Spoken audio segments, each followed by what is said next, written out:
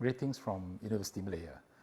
Ladies and gentlemen, it is with great pleasure that I welcome you to the inaugural webinar global series hosted by the Higher Education Leadership Academy, AKEPT, Ministry of Higher Education Malaysia, in collaboration with the Universiti Malaya, which comprises of 3 webinars on different topics and perspectives related to the current pandemic that has affected the world, and in particular higher education institutions. This is one of our initiatives to stay in touch and engage with our students, partners and stakeholders in facing the new normal as a result of the COVID-19 pandemic, which has caused a sudden shift in the higher education paradigm, forcing rapid changes that we have never witnessed before within such a short period of time. We will be kicking off this webinar series with a session on the theme Future Leadership Higher Education, Leading Beyond the Pandemic, with experts from leading universities and senior leaders sharing their insights on the future of leadership in the realm of higher education. In the second webinar series, 3 prominent women leaders will be sharing insights on their work fighting for an equal voice on the theme Empowerment of Women in Higher Education, the hand that rocks the cradle.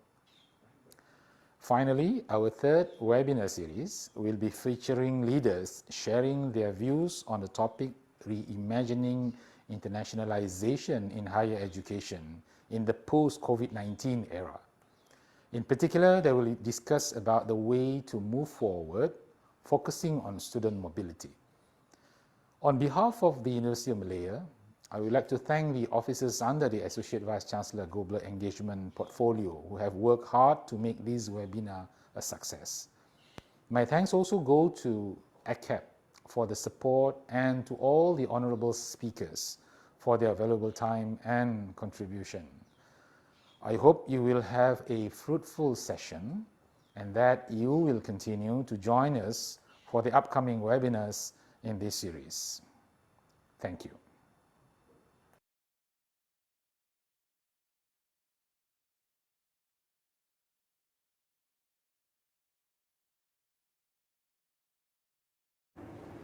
Assalamualaikum warahmatullahi wabarakatuh and good morning. Our guest of honor, Professor Dato Ingenieur Dr. Muhammad Hamdi Abdul Syukur, Vice Chancellor, University of Malaya, honorable speakers, Professor Lily Kong, President of Singapore Management University, Tan Sri Zarina Anwar, Chairman of University of Malaya, Board of Directors, Professor Joanna Regulaska, Vice Provost and Dean of Global Affairs, University of California, Moderator, Emeritus Professor Dato Dr. Norma Mansor, Director of Social Wellbeing Research Center, SWRC, University of Malaya, distinguished guests, colleagues, ladies and gentlemen. Welcome to the second series of University Presidents Forum with the theme Empowerment of Women in Higher Education, the hand that rocks the cradle, a collaborative effort between Higher Education Leadership Academy, AKEPT, and University of Malaya. Thank you so much for investing your valuable time in attending this webinar. On behalf of AKEPT, I would like to congratulate Professor Dr. Yong Zulina Zubairi, the Associate Vice Chancellor for Global Engagement, University of Malaya, and her team for gathering 3 esteemed speakers today to share their insights and thoughts on women empowerment in higher education. I believe this forum is a great discussion platform that will not only benefit the scholars or academicians, but also the community as a whole. The first series of the University Presidents Forum has been successfully held in August 2022 with the theme of Future Leadership, Higher Education, Leading Beyond the Pandemic. It focused on higher education leaders' visions and experience to move forward beyond the pandemic. Today, the second series of the University Presidents Forum will provide creative fuel for reflection and action, especially to female leaders in higher education across the world. We are honored to have Tan Sri Zarina Anwar, Professor Lily Kong, and Professor Joanna Regutska to be sharing with us their insights, inspirations, and best practices as university leaders in current challenging times. Ladies and gentlemen, in nation building, women's participation is very important at all levels. We need to get more women empowered to bring themselves forward to contribute more to nation building. So there must be mechanisms to provide them the opportunity to contribute in relevant areas of expertise. Having a fair share of women's contribution to nation building in terms of ideas, positions, and initiatives is important to complement the progress of the nation. Leaders should be well equipped with the ability to respond to the dynamic landscape in which they are operating, including updating their knowledge and skills. That is to meet and adapt to this new ever-changing environment. Leaders in higher education institutions are not exempted. While higher education institution players tend to improve the university performance and deliverables, women in higher education institutions should not only support but perhaps, besides opportunities to lead in order to stay relevant and be empowered to face the challenges. AKEPT, under the Center for Leadership Sustainability, is looking forward to be organizing more programs to disseminate leadership knowledge locally and globally. It is hoped that this will be a fruitful webinar for all, and I look forward to witnessing it. Ladies and gentlemen, in elevating the roles of AKEPT as a leadership academy, we have been conducting various types of leadership programs focusing on different groups of participants. It is believed that the programs offered will provide a platform for leaders from higher education institutions to gain knowledge from renowned experts and practitioners. It is through these kinds of forums that the sharing of the leaders' insights will help the academic society to think of more innovative inventions that will assist to enhance the higher education delivery to the community, particularly through women leaders. I hope that this forum will provide the participants with knowledge and insights related to women's participation as leaders in higher education institutions around the world, challenges in the path of women empowerment in higher education, and their transformative efforts for an equality of speech in the future of higher education. Thank you very much.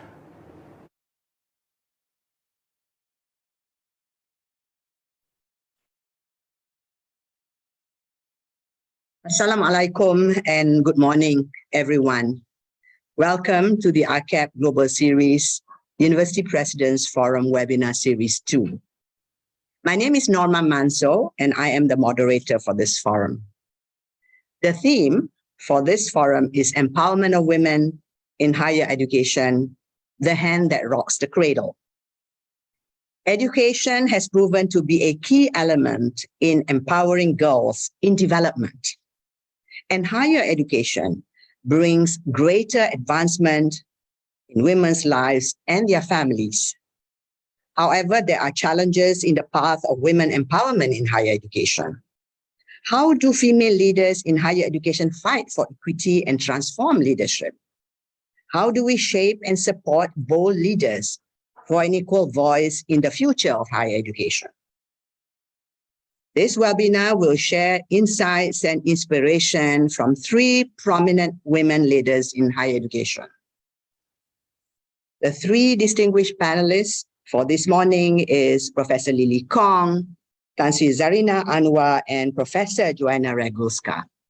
Ladies and gentlemen, I will introduce the speakers, a short biodata about them, but I think some of the speakers today needs no introduction. However, I'll do a short introduction, and then we will have the discussions after. Our first speaker, Professor Lily Kong, President and Lee Kong Chian Chair Professor of Social Sciences, Singapore Management University.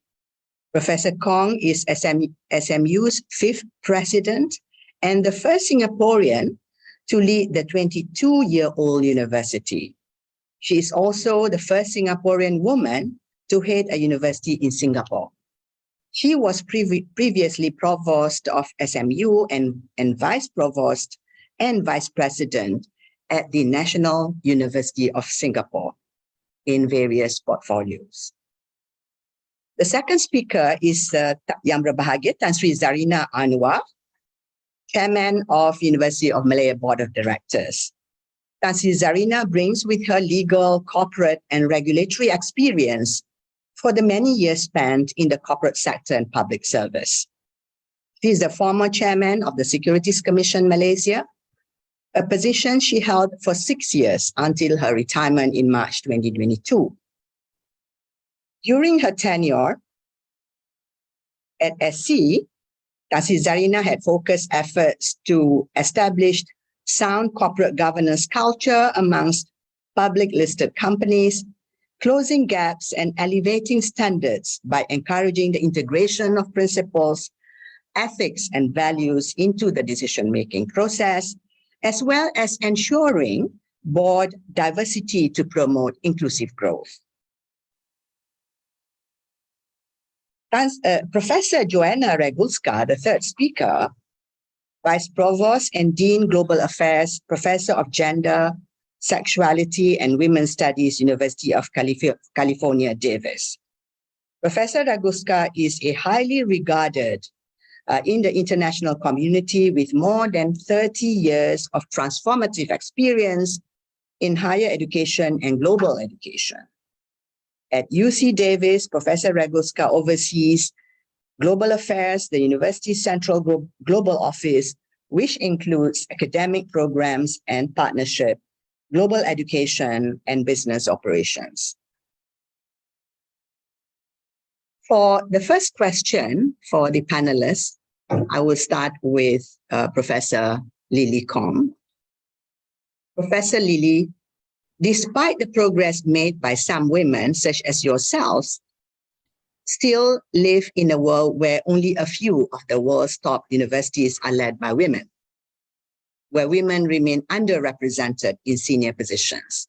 The analysis of the Times Higher Education World University Rankings of 2022 reveals that just 43 out of the top 200 institutions, so at least 21.5%, are currently led by women. And although the increase it was 1% from last year, it only makes a fifth of the top 200 universities in the world. And as a fundamental human right, gender equality is a mission that is present across all 17 of the UN SDGs. And achieving this goal will require work and commitment across many policy areas and sectors.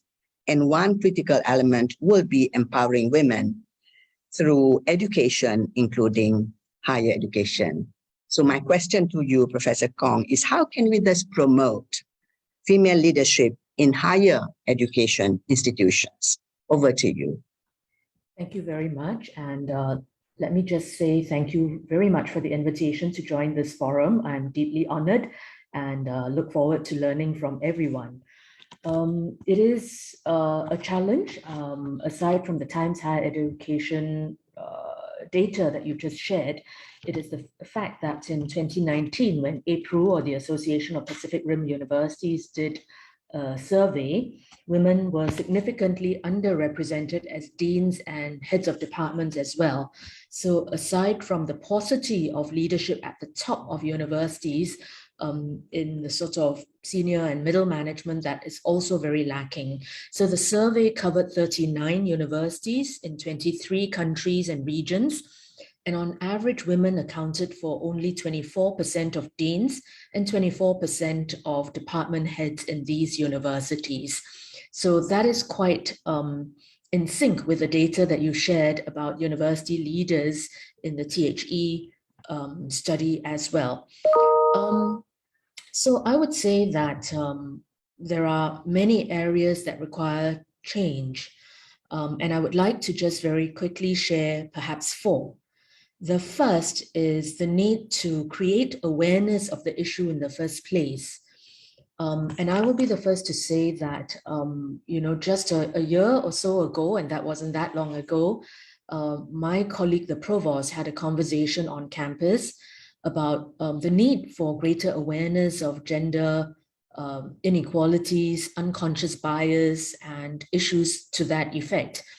And the response from one of my colleagues was basically, oh, this is not an issue here. We don't need to think about it. And we don't need to talk about it. So the fact that in this day and age, at this point in time, with quite a senior leader in the university expressing those views, we need to work really hard at creating awareness. And creating awareness at 2 levels: institutional awareness as well as individual awareness. Institutional awareness refers to how we need to bring more attention to the importance of including a gender perspective and that gender representation, gender pay gaps, hiring, and the unconscious bias that attends to that, all these sorts of things.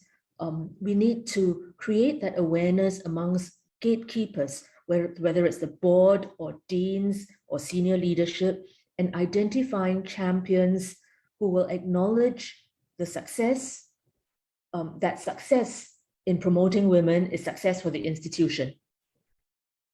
But we also need to create awareness at the individual level. And this is true not just for men, but for women as well. Women need to better understand that they have a potential and that they can fulfill the potential, and that sometimes we need to overcome self-limiting behaviors. So one of the ways in which we try and do that is through the offering of development programs for women leaders. We try and ensure that through mentoring, we might be able to support women. And I'll speak more about that during the course of this forum if there's opportunity. So creating awareness is one.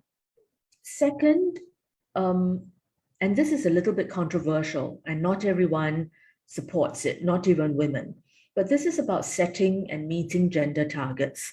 Should we be setting targets about what proportion of leadership, for example, should be made up of women?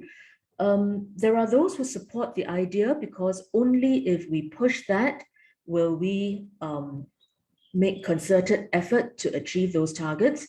On the other hand, there are those who understandably also disagree with that because such targets can be demoralizing rather than motivational, because then there is a sense that women are appointed because there is a target, not because of their own abilities. So this is a challenging area. But it's not just about setting targets in relation to appointment holders. It is also sometimes about setting targets in relation to committee membership, right? So for example, should we say that, well, our committees are overwhelmingly male, and maybe we should set modest targets of at least 25% in the first instance that are women. But even that can be a little bit controversial because women don't like to feel that they are there because of a target. They must be there because of their abilities. So setting and meeting targets is something to discuss and to take into consideration in the context of particular institutional histories and trajectories of development. The third area that I would like to say something about is in terms of consciously providing support. So for example, during COVID, we need to be aware that actually a lot of the caregiving duties were placed on women. And we need to take that into consideration and provide support in various sorts of ways. So for example, if somebody has a research grant and the ability or inability to fulfill the grant conditions and the grant expectations, that inability was caused by COVID, then maybe we need to recognize that actually extending the timeline for completing a grant is necessary for both men and women, perhaps, but perhaps in certain instances, a little bit more for women. Just because the unequal caregiving responsibilities fell on women particularly. We need to be conscious that if tenure is a way of managing performance in institutions, then tenure extension policies need to take into account a woman's absence from work due to childbirth, childcare, or other family considerations. And so this leads me to talk about using policy as a tool for change.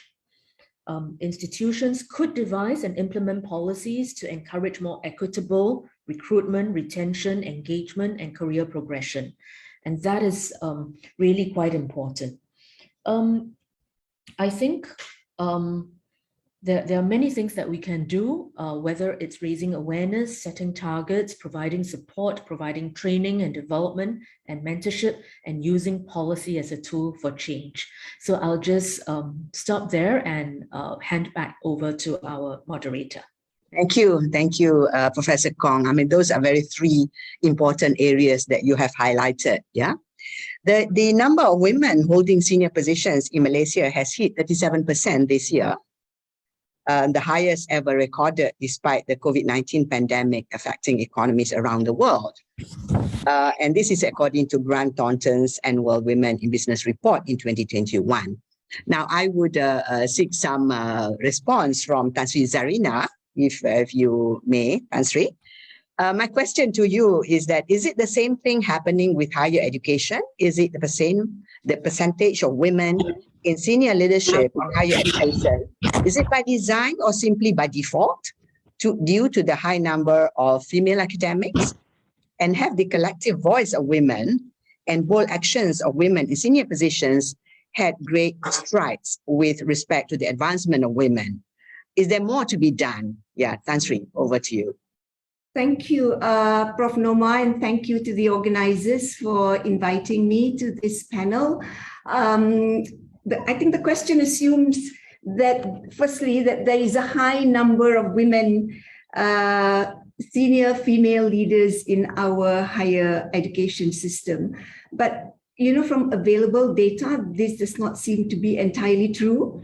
Looking at top management and leadership of public universities, I'm talking about the Malaysian perspective, of course, performance is actually quite dismal.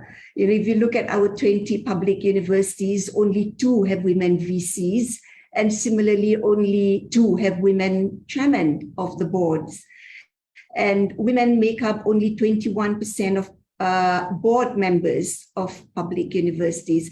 I'm afraid data is not very easy to come by on this, and data is very important. But, I did a quick search of our 5 research universities, for example, found that only 21.8% of top management in the research universities are women.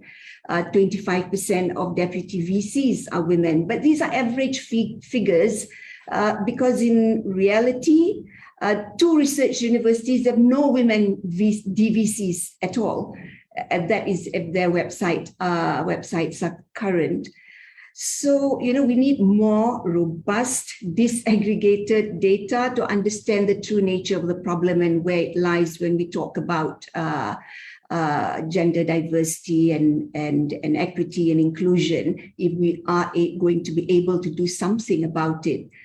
Of course, the statistics are much better amongst the academics, with an average of 41% senior academics, that's professors and associate professors, being women. But then again, women make up 57% of all academics. So again, it's not proportionate.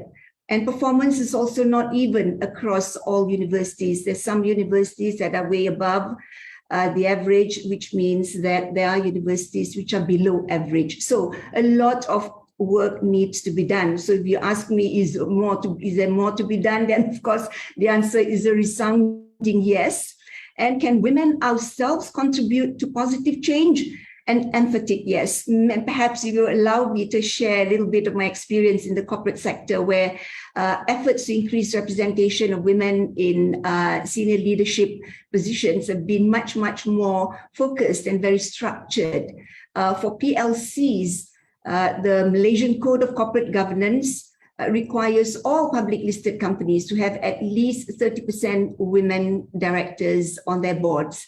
And if the composition is less than 30%, they must disclose what action they're taking to achieve the target. And the code also requires boards to review the participation of senior women in management, so that that we can ensure a healthy talent pipeline. So companies know what to do, and this is being monitored by the Securities Commission. And then in 2015, we launched the 30% Club Malaysia. This is a business campaign actually originating in the UK with at least 90 chapters around the world. And our goal is to achieve at least 30% women on corporate boards. And, we were able to mobilize volunteers to embark on an active campaign of engagement and advocacy to drive the case for change. Most of the volunteers were women initially, but I'm very pleased to say that more and more men are coming on board as the years pass. We were able to mobilize various stakeholders, the government, regulators, private sector. We engaged the investor community to encourage investor activism. So institutional investors like EPF, for example, they were voting against the appointment of men where there is no women on board. So if you ask me again, if the collective voice of women can lead to positive change, yes, it can. We're seeing the results of our efforts slower than we like. And here I just like maybe to draw attention between a target and a quota. Prof. Lily mentioned the dilemma, which people generally tend to have. So we have a target as opposed to a quota. So a target is more aspirational rather than being mandated and penalties imposed for non-compliance. So, when we first launched the 30% Club back in 2015, percentage of women on boards of all PLCs was only 10.7%. Today, it is almost double, 19.7%. For the top 100 PLCs, we have been making excellent progress. It was 14% in 2015. Now it is 28.2%. Still below the target that we aspire towards, but making slow and steady progress. But tracking performance, having current data to improve the situation is very important. Thank you, Tan Sri. So, yeah, your suggestion is to have good data and also good policies, or policies that would promote the advancement of women. Yeah, and good measures to help women to be, to have their profiles raised. Mm-hmm. Yeah. Thank you. Yeah. So we are still within the topic of women representation, in higher education, but we move to another continent, the US, to another region, the US, with Professor Joanna Regulska. Yeah, hi, Prof. Now, women were excluded from key roles in colleges and universities in the US until well into the 19th century. Yeah, higher education has come a long way for women leadership since then, but it still has some miles to travel towards gender parity. Women who aspire to leadership roles in higher education must overcome obstacles such as gender stereotypes is everywhere, institutional biases, and a lack of administrative support.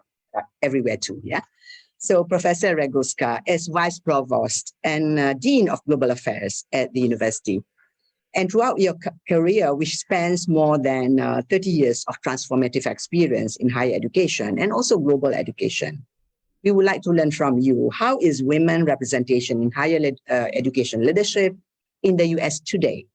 What can Asian women in higher education learn from the US experience? Please, Thank you. Thank you so much for inviting me to be part of the University President's Forum. I want to really thank Professor Siti Nurshina Mohid Zain for guiding the preparation, but also hello to Vice Chancellor and Professor Shukur. And thank you, Professor Bin Mahmad, the Director of AKEPT. I think I'm thrilled to be part of this conversation. I think it's extremely important.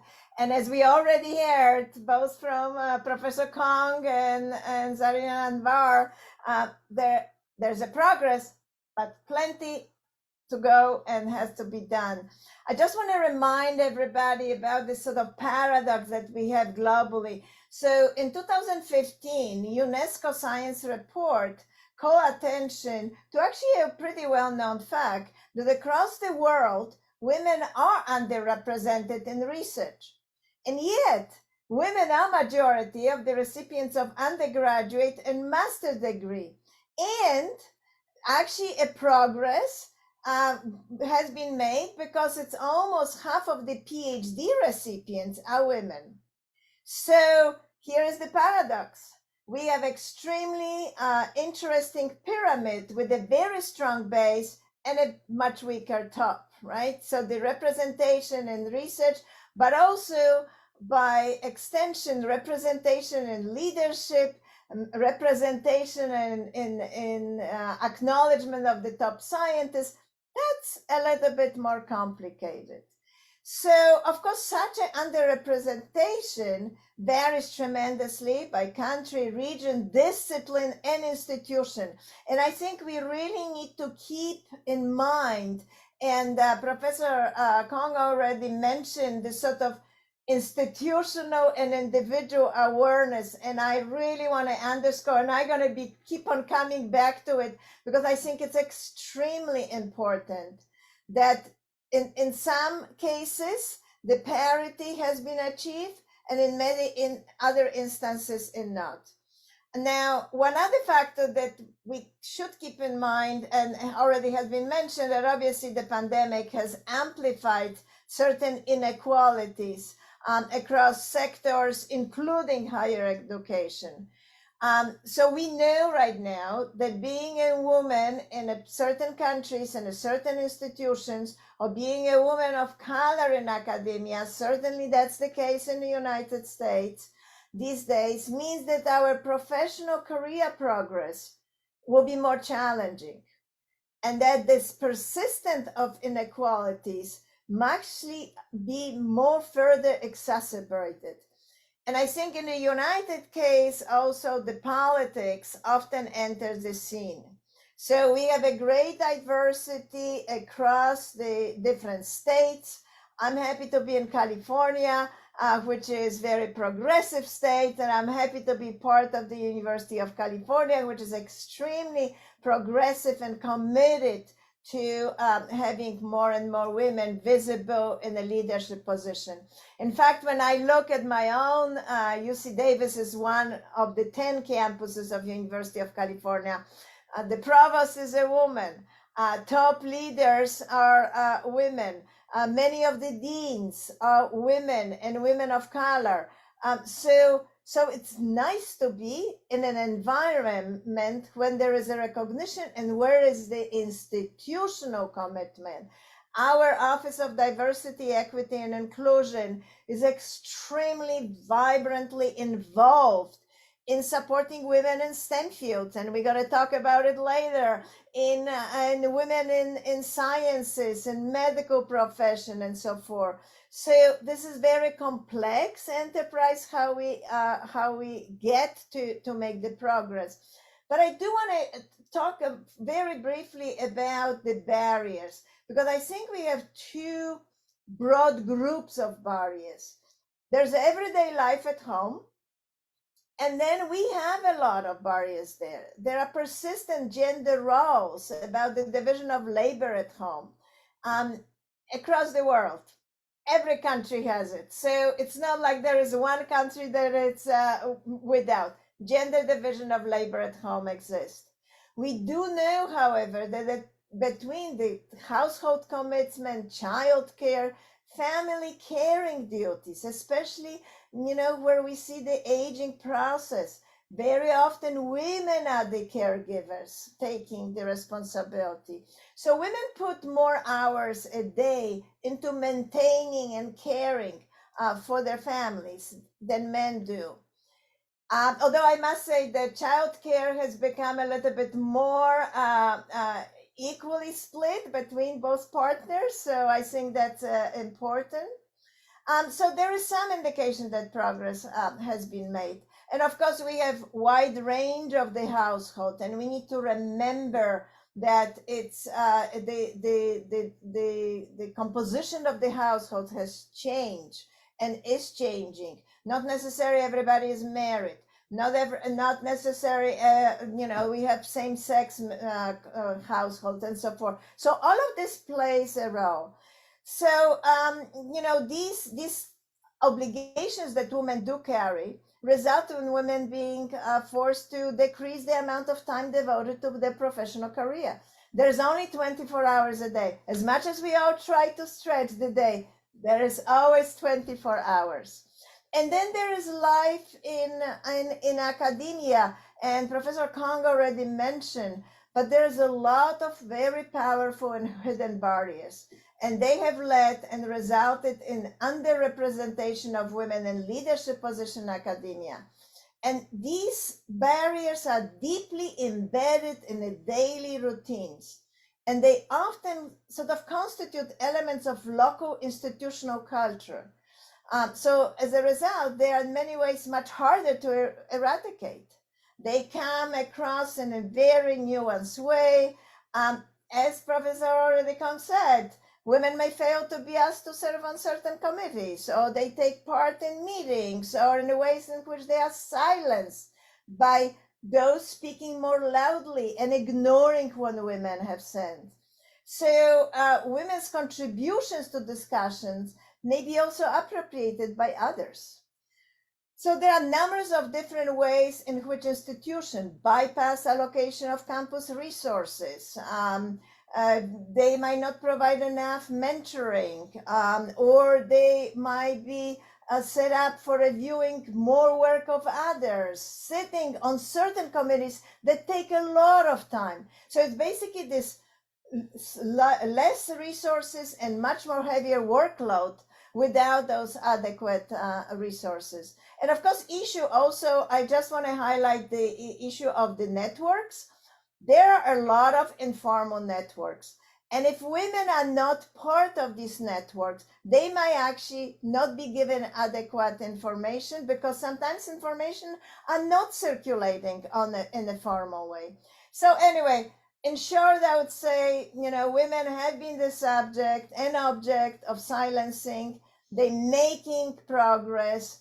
The resulting pay gap is notorious and visible. So we need to look at all these barriers in a much more complex way. And I'm going to come back to it a little bit later. Very interesting, Professor Raguska. And we are glad to hear that UC Davis is like an exemplary. Yeah. So we should learn how you do it. So we're still in the same topic, but extending it to the efforts that have been out there. Yeah. For instance, Professor Kong, the Singapore Management University has a highly reputable and established women and leadership program, which is designed exclusively to develop leadership among female executives who wants to excel in their career.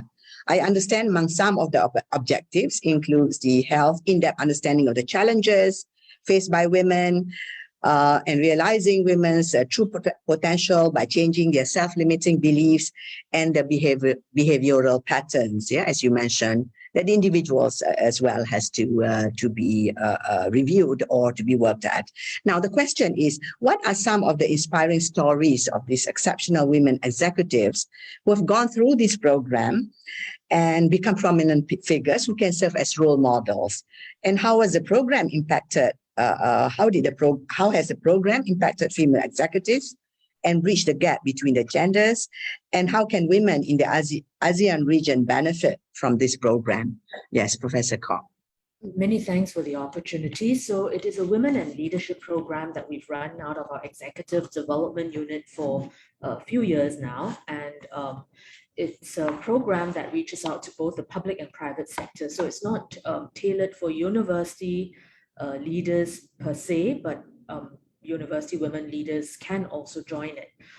We've been very encouraged by the fact that we've had quite strong global participation from different parts of the globe. Our Ministry of Foreign Affairs actually does indirectly help us to promote it. So we've had participants from different parts of the world.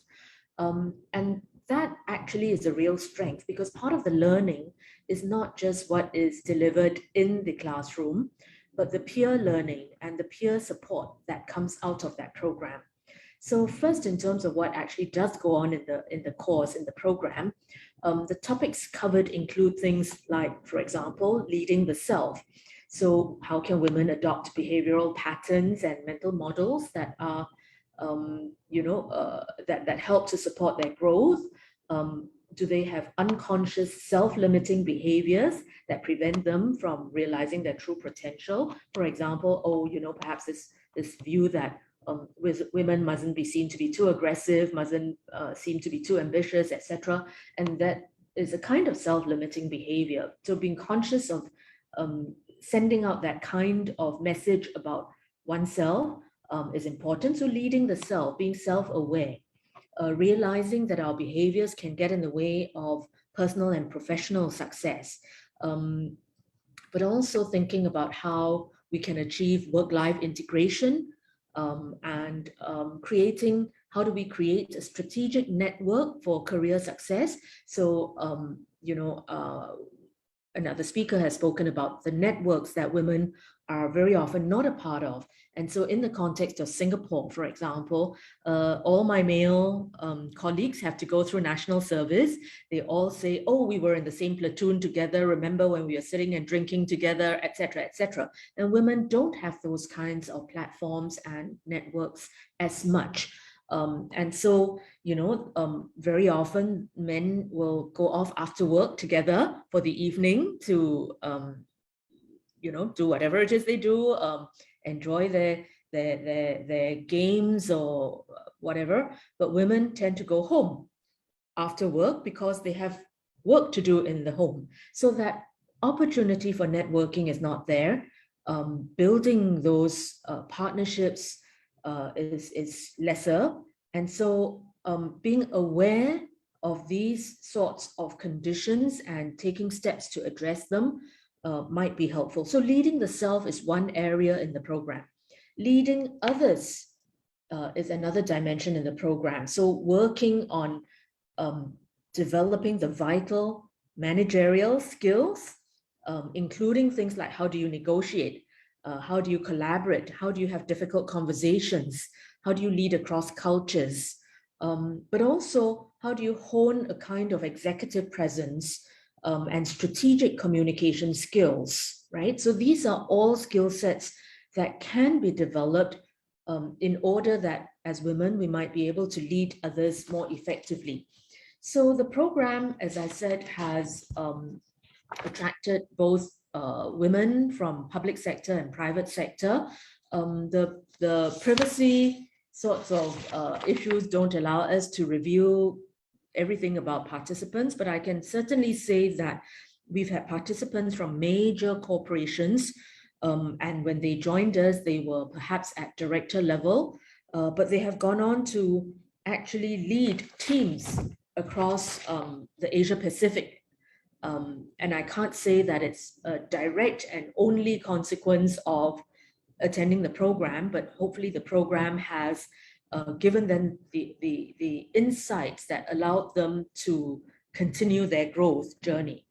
I would also say that one very encouraging point is that many of them remain in contact with one another.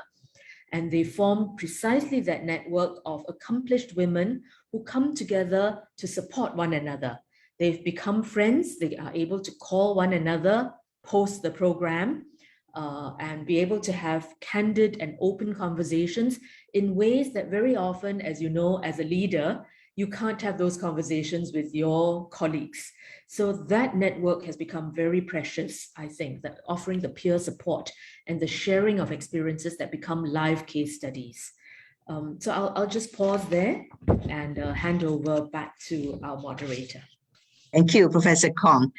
Now, Tassi Zarina, if I can come back to you, yeah, and pick up the point where you left off about the policies and initiatives, yeah, in the corporate sector that has contributed to the increase, very big increase in terms of participation in boards and senior management. And as board chairman, Tan Sri, what initiatives do you think, or in your opinion, the organization should put in place to ensure the promotion of women in leadership position? Can you share some insights on how management should support women's well-being and at the same time further team performance and employee outcomes? Tan Sri, yeah. Thank you. Prof. Lily, has mentioned the need for creating awareness for institutionalizing this gender, and this is absolutely nailing it. Firstly, the conversation on gender diversity must happen at the board level. It has to be a topic of discussion at board meetings. There has to be awareness amongst board members of the need for a diverse board composition. And this must be reflected across the company. Diversity ensures stronger, more robust decision-making. And it is actually a key element of good governance. So it is essential for boards to make visible commitment to gender diversity, put in place sustained action throughout the conversation, throughout the organization.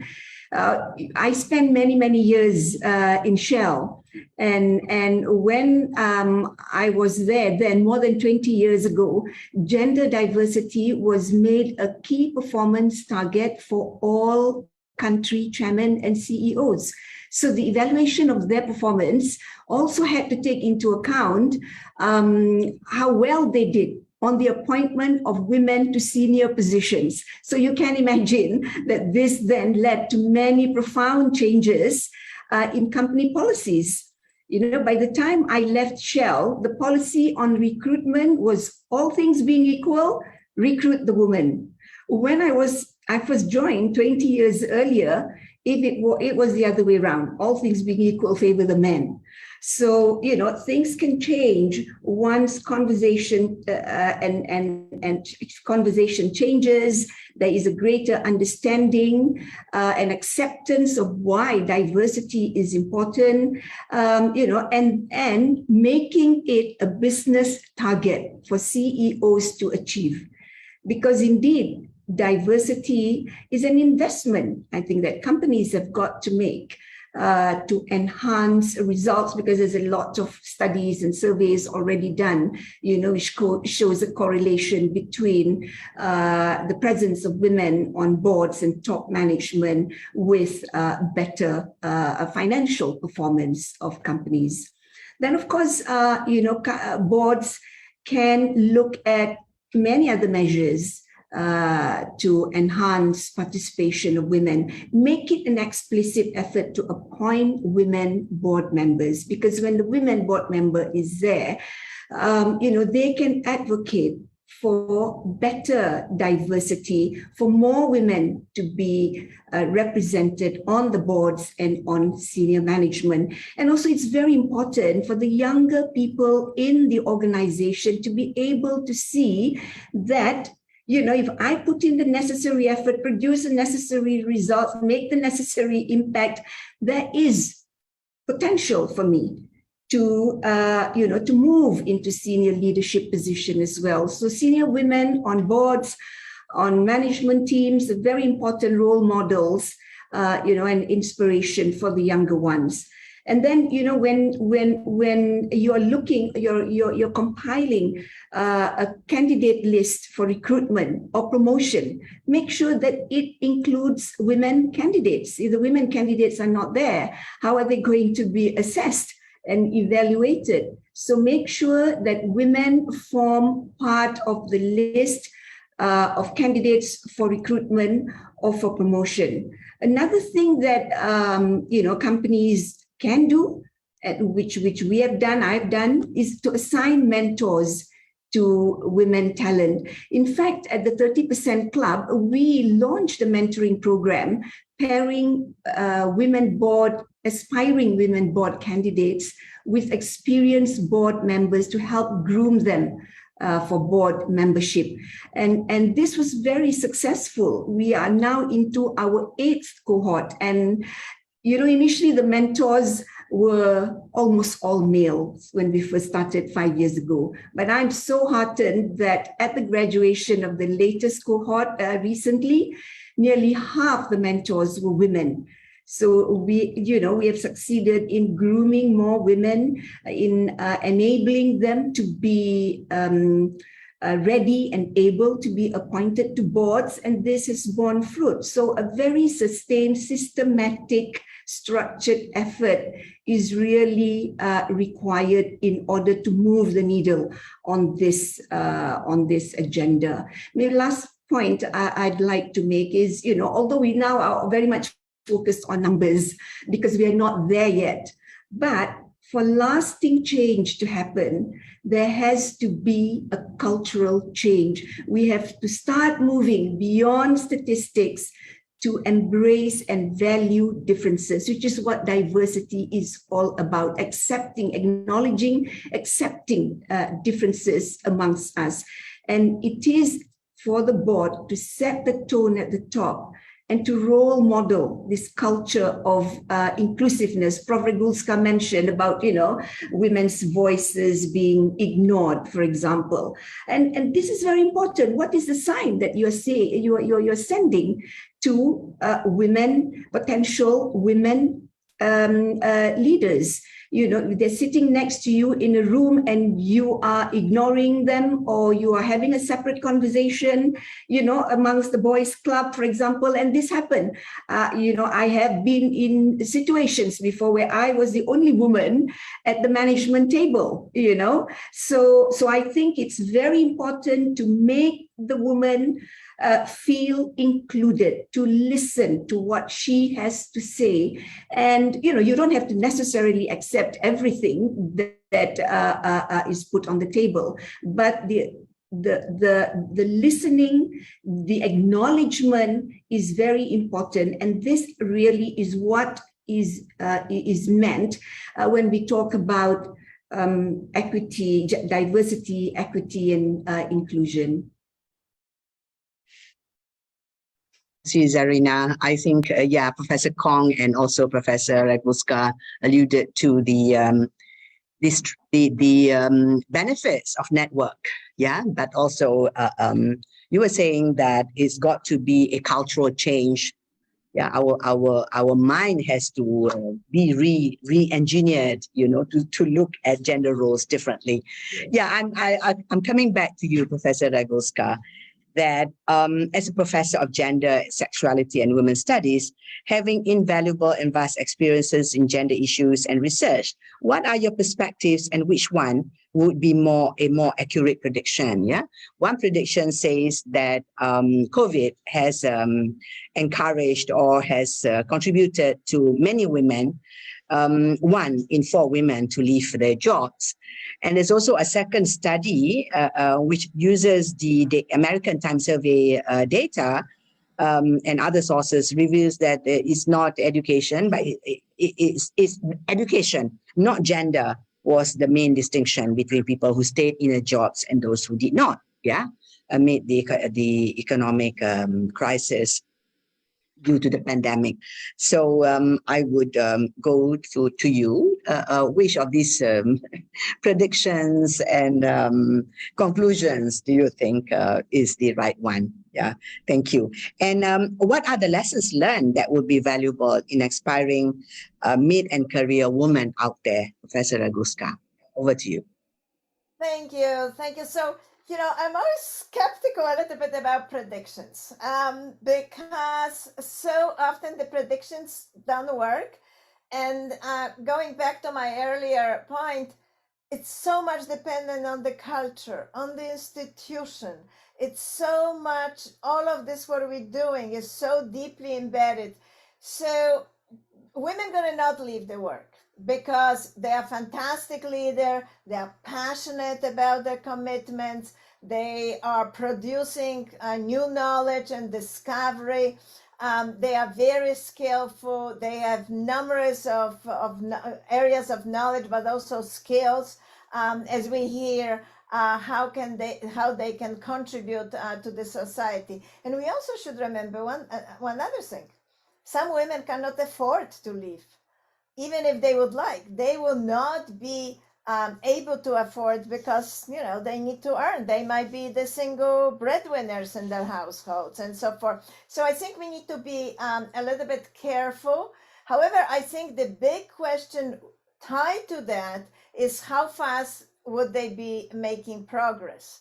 And I think that is something that pandemic has definitely contributed to certain slowdown. Because as I pointed out, there are numerous of wide-ranging barriers. Hiring practice, we talked, promotion practice, mentoring, formal, informal inclusion, pay gaps. I mean, the list is so long that it will take a long time to create an environment that is conducive to keep women in the labor force, but also to advance them. And I think one of the challenge that, and this is really a lesson learned to women that are moving through the career, women have to recognize that institutions are very selective in approaches, that all these decisions and policies that institution implemented, they are conveniently very often chosen, we'll do this. And then you'll say, well, we've done already. So women have to be empowered. They have to be knowledgeable. They have to know that their institution might be risk averse, or their institution might be committed to retaining status quo, or there are some other commitments. Knowing that, having that knowledge will allow women collectively come together and figure out strategies, how to move forward.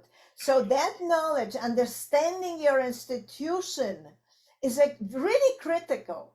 And very often we don't think this way.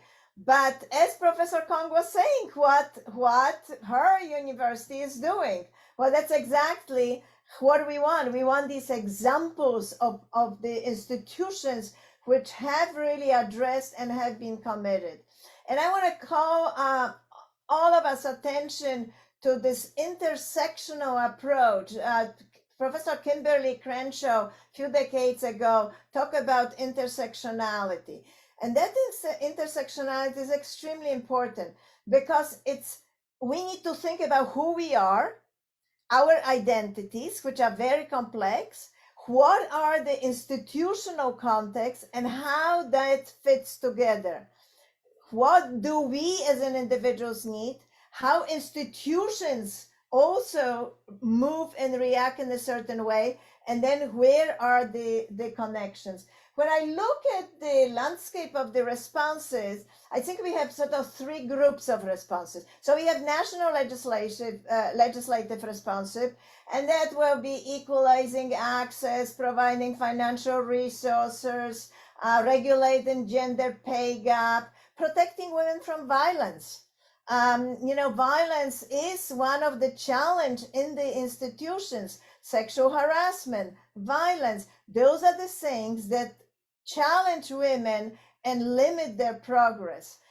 Representation in materials, we already talked, admission practices, right? So large spectrum of national legislation, state legislation, so on. And then there are institutional responses, which also I already meant, they vary tremendously.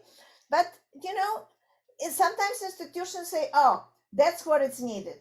And I think a good example will be, it happened in the United States, that during pandemic, institutions decided that there should be extension of the 10-year clock.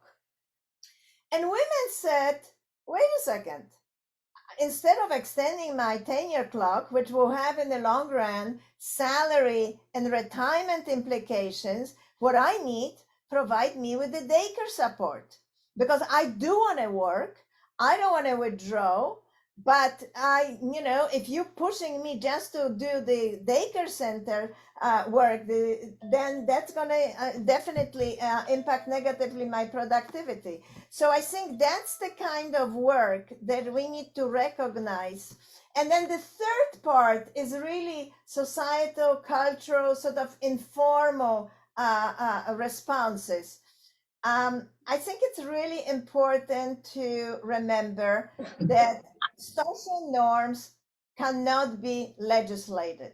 Social norms are social norms. There is no way that the government can tell you behave this way or not, because people at the end will behave differently. So it really is upon us individuals to drive the societal change, to pursue the gender or racial diversity, to pursue equity in higher education, to be conscious about creating professional opportunities, as we already talked, to support postdoctoral students, junior faculty, graduate and undergraduate students. In other words, we want to create the pipeline, right? That we're moving women of different racial, ethnic abilities through the pipeline. And I want to end, because I believe in sisterhood and I believe that women have to support other women. So I want to mention that the Asia Pacific Rim Universities, the APRU, has a program, Asia Pacific Women in Leadership. I am honored to co-direct the program with Yvonne Lim, who is the faculty professor here at the University of Malaya. And it's really a true pleasure how we can internationally build a mentoring program where we have over 100 women, mentors and mentees, working together through the whole year on a formal and informal ways, because that's exactly where this network will come along, the empowered will come along, and the recognition by the universities that we have to work together on that, unfortunately still, imbalance of the gender representation in leadership. I'll stop Thank here. you. Thank you, Professor Ragoska. Yeah, thank you for sharing. And I think before we go to the final part where you could wrap up before we close, we take some questions, yeah? If I may. There's a question from one of our participants, from Associate Professor Greg Pritchard. What attributes of women which are perceived as typical strengths of women could be learned better by men? For example, the attributes of caring, guidance, consideration, kindness, or pastoral care, which are particularly relevant in today's endemic environment. What methods could be used to perhaps lead with this strength to gain increased awareness, regard, and respect of women in higher education by sharing with the male population? Yeah, I'll read two questions and we try to take it up. The second question is, women's education is beneficial for women's interests, national development, public health, and addressing the problem of climate change. At the same time, women's education poses challenges and issues that have been handled. For example, regarding gender stereotypes and disparities in education and the workplace. And as in the opinion of public in some areas, if you are highly educated, you end up being a housewife, even if you are educated. What are the thoughts? This is targeted to Professor Lily Kong, yeah? So, yeah, if the panelists would like to pick up any one of these two questions.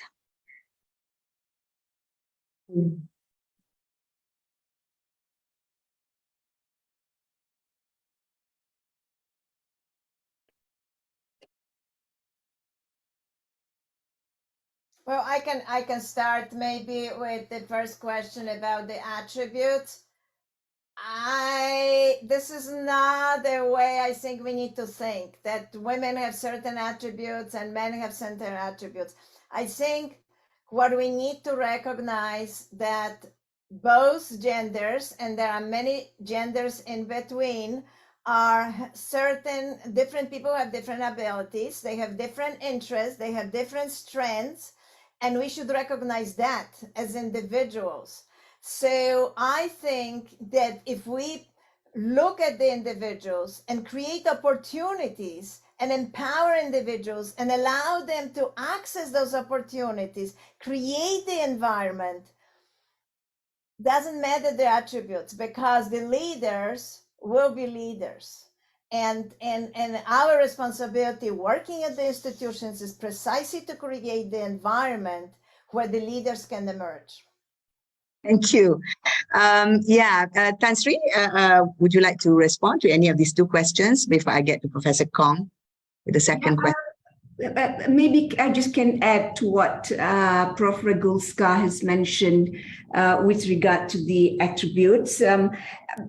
I think we are talking about diversity and inclusion. And to me, it really is the combination of the different perspectives, different character traits, the attitude and approach which both men and women bring, which makes for a more robust decision-making process, so diverse boards perform better because you have the different perspectives that's brought to the table. Again, attributes and characteristics are individual. I think it is quite correct to say that, women are more inclined to people development and more participative decision making and more collaborative. But when we talk about diversity, we really would want people to be aware of the differences and to accept and acknowledge those differences. Thank you, Tan Sri. Professor Kong, if you can respond to the second question. Yes, I'm very happy to do.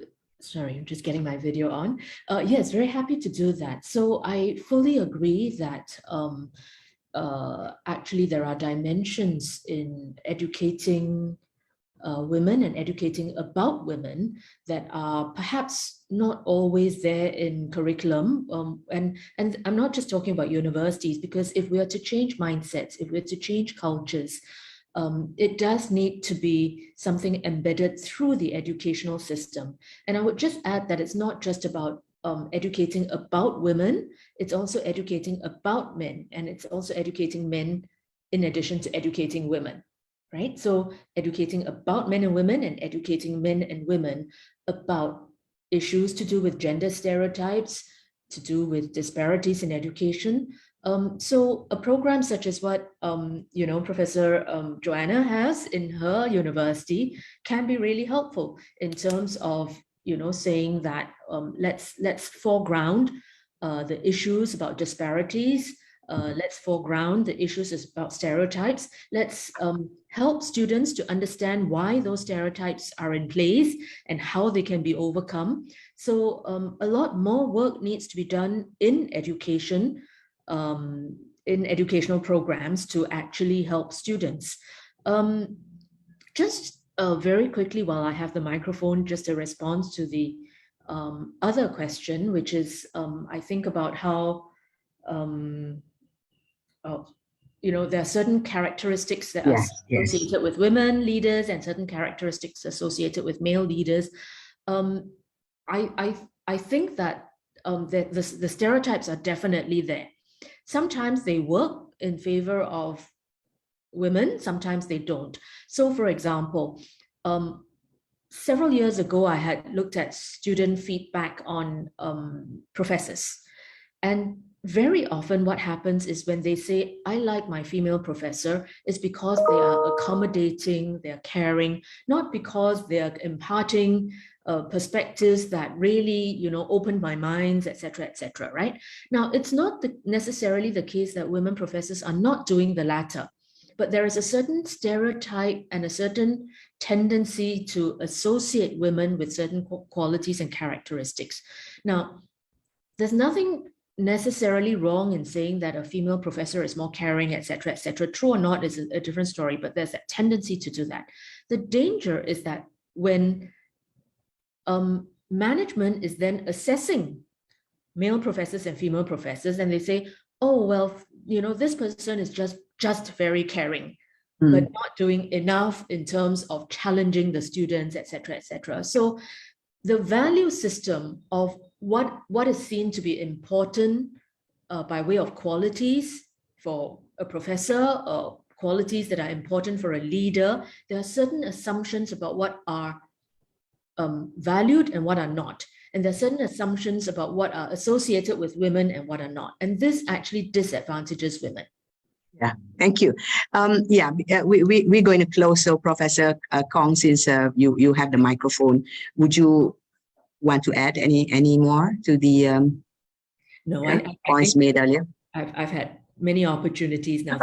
Okay, thank you. So I'll go to Tan Sri Zarina, with your experience and wisdom. What would be your advice to young and mid-career women professionals out there? What are the key steps in order for them to progress? Tan Sri, and you can conclude your points. Thanks. Right. Well, firstly, both Professor Lily and Professor Regulskar mentioned a lot about self-limiting behaviors, social and cultural norms that, we operate under. And I think we have to be very conscious of that, because they are limiting behaviors which do put a constraint, on our ability, on women's ability to move forward. So be aware of that, and be conscious of the need for us to overcome some of these norms and beliefs, which actually have a major influence, on women's preferences. Maybe I just mention an anecdote here. There is sometimes among some women reluctance to be promoted to a more senior position than their husbands, especially if they happen to be working in the same organization. And I've come across this once, where a young woman, was actually the best of a candidate that we interviewed for a senior leadership role. But, at the end of the day, she mulled it over and she said, no, thank you, because her husband in the same organization would then be more junior to her. So these are some of the things that we have to be conscious and wary about. I just want to end on this note that at the end of the day, there is no substitute for hard work and for delivering results. You have to demonstrate the value that you are contributing to your organization. You cannot expect to be promoted just because there is a vacancy at a higher level, or you desire to be in a senior leadership position. We have to ensure that we have done enough to justify being promoted into that position, and what is a positive impact that we have brought to the organization. So, and in order to be able to do this, you can't stop learning. We talked about all the programs that women can go through to improve our capacity, to improve our skills, to enable us to compete effectively. And in today's world, it is so much easier to gain access to these development programs. Yeah. Thank you, Tan Sri. Professor Gulskar, it's final turn for you. That if you have anything more to add, especially with the how now with technologies and all that, how can we accelerate change in technologies that will also affect the role of women in the economy, politics, and society? And then you can conclude. Yeah, thank you. So, well, first of all, I just wanted to add to already conversation that has been going on. So if you allow me, to all women who are listening or engaging with us, don't be alone. Look for mentors, look for allies. Don't feel that it's about you, that you're inadequate, that you don't know, and so on. You have to feel empowerment. You have to engage You have to be part of self-awareness that we have been talking about, and we all together in it. And men are great allies and mentors too. So it's not about just having a woman, but again, recognizing. Thank you. But just thinking about the technology, I think technology has some positive effect because we're obviously doing Zooms. But I think for women entering STEM fields, it has been extremely hard. And yes, there has been some progress in the United States made.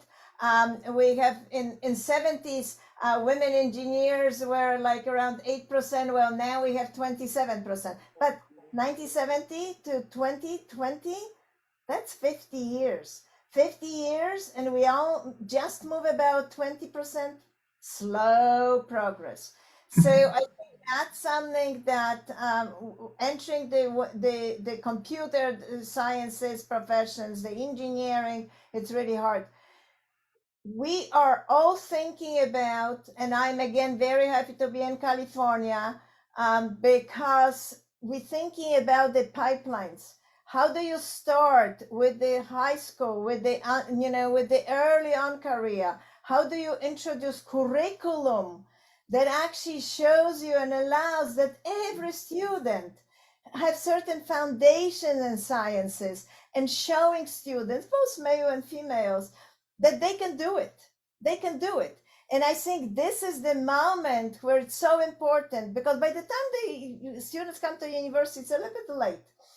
So we have to start much earlier. But it's also, this is the time of opportunity, because the youth of today are digital natives. They already are using. So if we can build already that, providing better information, providing mentorship, providing scholarship for women in a sort of non-traditional field, creating these mentorships for girls. And then implicit bias, we talk a little bit, but implicit bias training for faculty, for search committee, for support working mothers. My goodness, there is so many ways that we can empower each other. And we need to, sisterhood is local. Sisterhood is local and local. So Thank you. Thank you, Professor Radmuska. We've had very good discussions, I think, and very good ideas, in the last hour. And these ideas, I think we can take home and adopt in our environment. I think they're practical enough, But before we do that, we should turn on our cameras for a group photo, and then I'll pass it on to AKEPT, I think, for the closing, So thank you very much, everyone, especially our panelists. So please, can we show our appreciation by giving them a round of applause? And we hope to participate in this kind of discussions again in the near future. Yes, so please turn on the camera. My camera is switched off by the host. Oh, please, can you turn on Tan Sri's camera? Okay, right. Thank you. So everyone is up and on,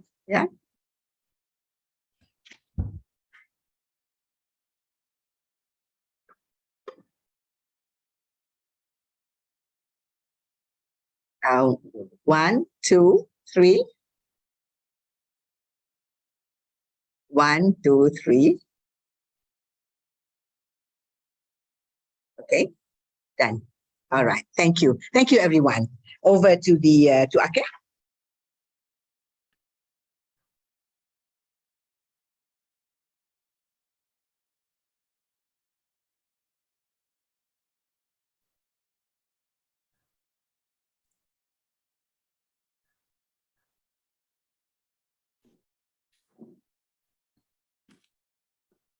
Thank you so much to the moderator. I hope everybody can hear me. Thank you. Thank you very much.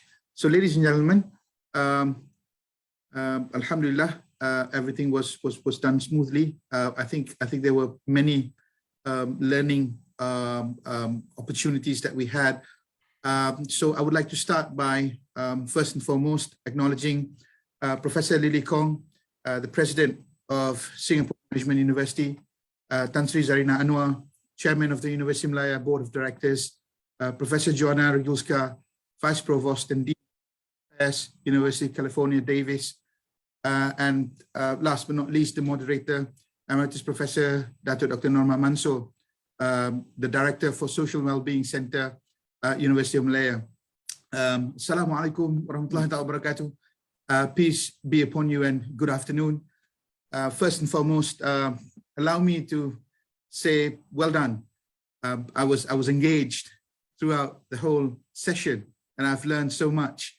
And my heartiest appreciation for everyone in the room for making time, being here virtually to share. And for those who are here to listen for the sharing by the experts today, I hope that there are many salient points that we can actually pick up and sort of work on in making at least our ecosystem a better place for everyone, especially women. I would like to thank Universiti Malaya for this strategic collaboration with AKEPT to the Center of Leadership Sustainability. Alhamdulillah, it was successfully executed. So this University President's Forum entitled Empowerment for Women in Higher Education, the hand that rocks the cradle, has been a pleasure. And it is a brilliant experience for me to be with you on this virtual platform. I would like to express my appreciation to the speakers and moderator for their valuable contribution. Also, my deepest gratitude goes to all who has attended and made this program a successful event. Ladies and gents, based on the topic that has been discussed, I agree that we need more. We need more. We need to work more, and we need more women to be empowered. We need women to bring themselves forward to contribute to nation building, and perhaps specifically in higher education institutions. It's not about who is better. It is about getting everybody together and getting the different perspectives to be taken care of. I would like to echo a few points from the speakers. I think I would like to start with Professor Lily's points of having awareness, setting targets, the support, and also the policy to encourage change. I think this is a very, very important platform to actually start, and it gives a very, very strong readiness in terms of making sure that women are given good opportunity. I think Tan Sri Zarina talked about the baseline proportionality. Yes, AKEPT is actually looking into this, and you are absolutely right. We are somewhere very much in terms of doing research and also getting baseline data in looking into the ecosystem of higher education in Malaysia. Yes, you also said, Tan Sri, that there is difference between a target and a quota, and I think that is very, very important to be established. And I think you said data is key, and it's extremely difficult to find data. We'll try our best to furnish possible data, Tan Sri, and this will be a very good step. Sharing data is always the first step for us to actually find a proper baseline for us to actually work together. Professor Joanna, you talked about the global paradox, where you've got more women being conferred postgraduate degrees, but the research representation is still low. I can see that in Malaysia as well, and this is an interesting point for us to actually work on. There is also a number of interesting points that you raised. Not only that the number that we are interested in, deep diving the numbers are also something very important. If the numbers are good, the deeper numbers, such as the pay gaps, such as the opportunities, networks, need to be actually deep driven. And I would like to talk about the network as well. They are indeed certain networks that allow men to sort of like move forward a bit more. And it's time for us to actually look into that and provide a certain sense of equality. Bottom line, I think sharing data and having a digitalization effort for better information is extremely important. I would like to talk also about competencies and competency gaps for training, regardless men or women, is also key. And I would like to echo Tan Sri Zarina's words. There is no substitute for hard work. And, you know, everyone, men or women, would need to work hard to do enough to justify whatever that they should achieve. So ladies and gents, I'm extremely pleased with the outcome of the forum. As the main organizer, I hope that the knowledge that we have gained today, we have raised in this forum, will be useful to continue our endeavor for a more fruitful higher education. AKEPT is looking forward to organizing more programs to be able to find knowledge and disseminate this knowledge, especially about leadership. And last but not least, before we depart, I would like to convey a special thanks to all the speakers again, the moderator, the participants, and the committees that worked hard. And this is definitely a priceless contribution. And Alhamdulillah, running a smooth event. Looking forward to see all of you again in the third series of the University Presidents Forum sometime in January 2023. So stay tuned. There will be more interesting things to come. AKEPT is always in the venture of looking for new knowledge, spreading new knowledge, and having people to share to make the higher education ecosystem in Malaysia a better place for everyone. Ladies and gentlemen, thank you so much. Assalamualaikum warahmatullahi ta'ala wabarakatuh.